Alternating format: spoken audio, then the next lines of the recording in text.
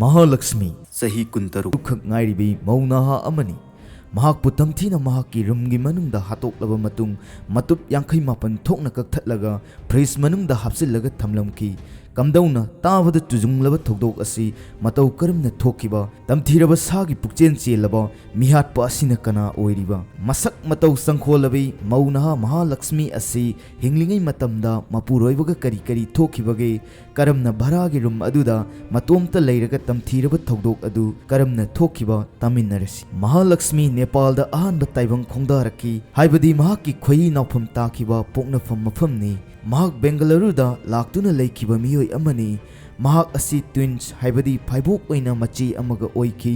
ꯃꯍꯥꯛꯀꯤ ꯑꯄꯣꯛꯄ ꯃꯄꯥꯗꯤ ꯂꯩꯈꯤꯗ꯭ꯔꯦ꯫ ꯃꯍꯥꯛꯀꯤ ꯃꯅꯥꯎ ꯅꯨꯄꯥ ꯑꯃꯗꯤ ꯃꯃꯥꯒ ꯃꯈꯣꯏ ꯃꯔꯤ ꯑꯁꯤ ꯀꯔꯅꯥꯇꯀꯥꯗ ꯂꯥꯛꯇꯨꯅ ꯂꯩꯈꯤꯕꯅꯤ, ꯑꯗꯨꯒ ꯕꯦꯡꯒꯂꯨꯔꯨꯗ ꯑꯃꯨꯛ ꯂꯥꯛꯈꯤꯕꯅꯤ꯫ ꯃꯍꯥꯂꯛꯁꯃꯤ ꯃꯇꯝꯒꯤ ꯃꯇꯨꯡ ꯏꯟꯅ ꯃꯄꯨꯡ ꯃꯔꯩ ꯐꯥꯔꯛꯇꯨꯅ ꯍꯦꯃꯟꯗꯥꯁ ꯀꯧꯕ ꯃꯤꯑꯣꯏ ꯑꯃꯗ ꯄꯨꯟꯁꯤ ꯂꯩꯄꯨꯟ ꯁꯦꯝꯈꯤ, ꯍꯥꯏꯕꯗꯤ ꯂꯨꯍꯣꯡꯈꯤ꯫ ꯃꯍꯥꯂꯛꯁꯃꯤꯒ ꯇ꯭ꯋꯤꯟꯁ ꯑꯣꯏꯕ ꯃꯆꯦ ꯑꯗꯨꯗꯤ ꯃꯨꯁꯂꯤꯝ ꯅꯨꯄꯥ ꯑꯃꯗ ꯃꯌꯨꯝ ꯄꯥꯟꯈꯤ꯫ ꯋꯥꯔꯤ ꯑꯁꯤ ꯌꯥꯝꯅ ꯀꯣꯏꯊꯣꯛꯇꯕꯤꯗ ꯃꯍꯥꯛꯄꯨ ꯇꯝꯊꯤꯅ ꯍꯥꯠꯂꯝꯕꯒꯤ ꯋꯥꯔꯤ ꯑꯁꯤꯗ ꯆꯪꯁꯤꯜꯂꯛꯂꯁꯤ꯫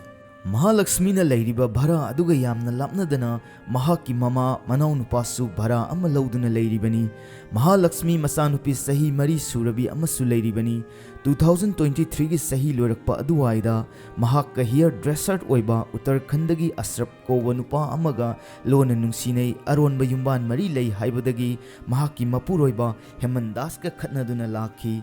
ꯈꯠꯅꯕ ꯑꯁꯤꯅ ꯃꯈꯣꯏ ꯑꯅꯤ ꯇꯣꯉꯥꯟ ꯇꯣꯉꯥꯟꯅ ꯂꯩꯔꯛꯈꯤꯕꯅꯤ꯫ ꯃꯍꯥꯛꯀꯤ ꯃꯆꯥꯅꯨꯄꯤ ꯆꯍꯤ 4 ꯁꯨꯔꯕꯤ ꯑꯁꯤ ꯃꯄꯥꯒꯤ ꯃꯅꯥꯛꯇ ꯑꯃꯨꯛ ꯊꯝ, ꯃꯃꯥꯒꯤ ꯃꯅꯥꯛꯇ ꯑꯃꯨꯛ ꯂꯩ ꯇꯧꯔꯒ ꯂꯥꯛꯈꯤꯕꯅꯤ꯫ ꯑꯗꯨꯕꯨ ꯃꯍꯥꯂꯛꯁꯃꯤ ꯁꯤꯕꯒꯤ ꯃꯇꯝ ꯑꯁꯤꯗꯗꯤ ꯃꯆꯥꯅꯨꯄꯤ ꯑꯁꯤ ꯃꯄꯥꯒꯤ ꯃꯅꯥꯛꯇ ꯂꯩꯕ ꯃꯇꯝꯅꯤ꯫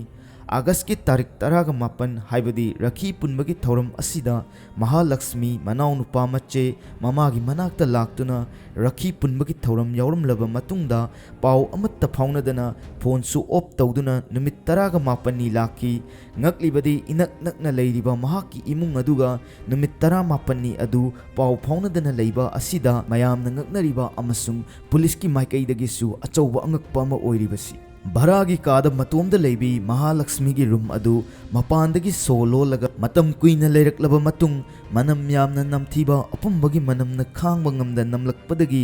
ꯃꯍꯥꯛꯀꯤ ꯔꯨꯝꯒ ꯊꯪꯅꯔꯤꯕ ꯀꯥꯁꯤꯡ ꯑꯗꯨꯒꯤ ꯃꯤꯑꯣꯏꯁꯤꯡꯅ ꯀꯔꯤꯅꯣ ꯇꯧꯔꯤꯕ ꯃꯑꯣꯡꯁꯤ ꯍꯥꯏꯗꯨꯅ ꯃꯍꯥꯛꯀꯤ ꯔꯨꯝꯗ ꯂꯥꯛꯈꯤ꯫ ꯑꯗꯨꯕꯨ ꯃꯍꯥꯂꯛꯁꯃꯤꯒꯤ ꯀꯥꯗꯤ ꯃꯄꯥꯟꯗ ꯁꯣ ꯂꯣꯟꯗꯨꯅ ꯂꯩꯔꯝꯈꯤ, ꯃꯔꯝ ꯑꯁꯤꯅ ꯀꯥ ꯑꯗꯨꯒꯤ ꯃꯅꯨꯡ ꯆꯪꯕ ꯌꯥꯈꯤꯗꯦ꯫ ꯃꯗꯨꯗꯒꯤ ꯃꯍꯥꯛꯀ ꯄꯥꯎ ꯐꯥꯎꯅꯅꯕ ꯃꯤꯌꯥꯝ ꯑꯗꯨꯅ ꯀꯣꯜ ꯇꯧꯕꯁꯨ ꯆꯠꯈꯤꯗꯦ꯫ ꯃꯗꯨꯗꯒꯤ ꯀꯥ ꯁꯥꯜꯂꯤꯕ ꯃꯦꯅꯦꯖꯔ ꯑꯗꯨꯒꯤ ꯑꯣꯐꯤꯁꯀꯤ ꯔꯨꯝꯗ ꯆꯪꯗꯨꯅ ꯃꯍꯥꯂꯛꯁꯃꯤꯅ ꯚꯔꯥꯒꯤ ꯔꯨꯝꯗꯨꯗ ꯂꯩꯅꯅꯕ ꯄꯤꯁꯤꯜꯂꯝꯕ ꯐꯣꯝ ꯑꯗꯨꯗ ꯃꯍꯥꯛꯀꯤ ꯃꯃꯥꯒꯤ ꯏꯃꯨꯡꯒꯤ ꯃꯤꯑꯣꯏꯒꯤ ꯐꯣꯟ ꯅꯝꯕꯔ ꯌꯥꯎꯔꯝꯕ ꯊꯦꯡꯅꯔꯛꯈꯤ꯫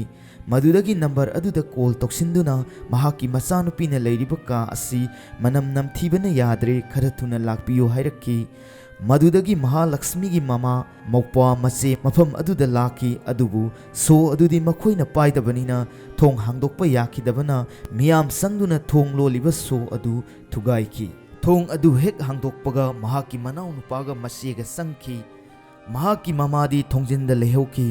ꯃꯆꯦꯒ ꯃꯧꯄ꯭ꯋꯥꯒꯅ ꯀꯥ ꯑꯗꯨ ꯍꯦꯛ ꯆꯪꯕꯒ ꯁꯥ ꯑꯄꯨꯝꯕꯒꯤ ꯃꯅꯝꯅ ꯈꯥꯡꯕ ꯉꯝꯈꯤꯗꯦ, ꯑꯃꯗꯤ ꯌꯨꯝꯌꯥꯏꯗ ꯏ ꯑꯀꯪꯕ ꯃꯌꯥꯝ ꯇꯥꯔꯝꯈꯤ,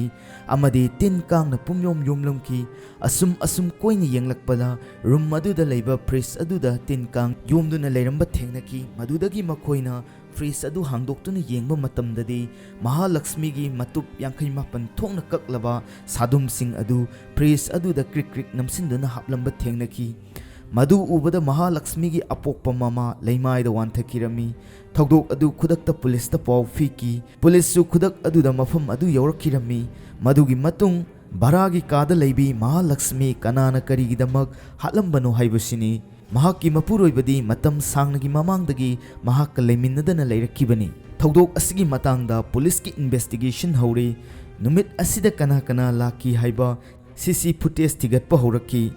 ꯃꯗꯨꯒꯤ ꯃꯇꯨꯡ ꯃꯍꯥꯛꯀꯤ ꯅꯨꯄꯥ ꯍꯦꯃꯟꯗꯥꯁ ꯄꯨꯂꯤꯁꯅ ꯋꯥꯍꯪ ꯄꯥꯎꯍꯪ ꯇꯧꯅꯅꯕ ꯂꯧꯈꯠꯄ ꯂꯥꯛꯈꯤ꯫ Wahung pahung sathaba aduda mahaki nupana mahakti matam kuirabagi mamangda selun tauba Ashrafka aronba mari chatlambadagi mahak saunaduna leiminadaba pau phaunadaba kuire mahaki masanupisu mahaki manakta lei Mahalakshmiga mari amatta leinadre hairakki Police Heman Das ki phone adu lokhattuna call details sing yengki Mahalakshmi gi phone op tawkhiba date asi September gi tang ani dani aduga Thogdok asi mayamna khanglakkiba asina September gi tarik kumathoi dani matang asida yamna ngaklibadi numit 18 ni asi mahaki imunga pau supau phaunadana leiramliba asini amadi masisu khanaba yaba wafam amadi oiribani mihat adu sathaba matamda thangnariba kasing aduna gari amatta khanghodaba asini amadi Heman Das ki call detail yengbadasu mahakka pau phaungna khidaba kuiduna leiramki haiba khangba ngamki aduga Heman Das ki CDR amadi location singba yenglaba matung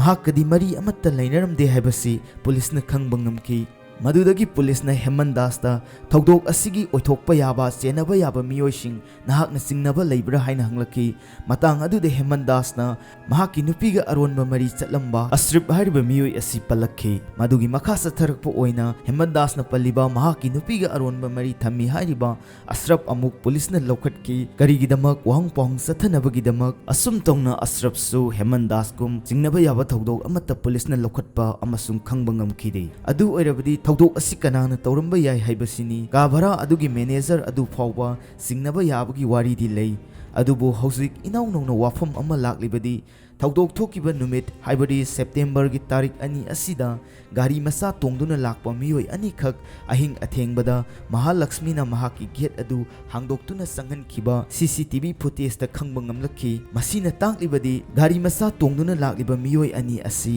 Mahalakshmi ga khangnaba misak oigadawribani hairiba CCTV footage asidagi aikhoina khangba yariba asi Mahalakshmi asi miyoi ani asina Mahalakshmi bu hatpani haibasini hauziki oinadi miyoi ani asi police masak maming phajana khangba ngamle adubu miya mamangdadi haidokpa yadri haidokkhiroi haina police ki maikaidagi thamlakli maramdi miyoi ani asi mayamda masak takthoknurabadi makhoi lotkibasu yai haiba wafam sing asi police ki maikaidagi thamlakli matang asida lakliba wafamdi case asigi asumba justice phangadra phangloidra haibasini sengi amadi lupagi langda adumak namsin khidra haibagi singnaba kayasu maikai kayadagi thamnarakli Makha taba Mahalakshmi bu kanana halamlibano mahaki asengba misak adu masak khanglaba matamda hariba wari asigi makha asi channel asida thagatcharake mayamna nungsibiduna JK Khu Blogs story bu like amasung subscribe tawbiramu haiba wafam asi nolukna thamjari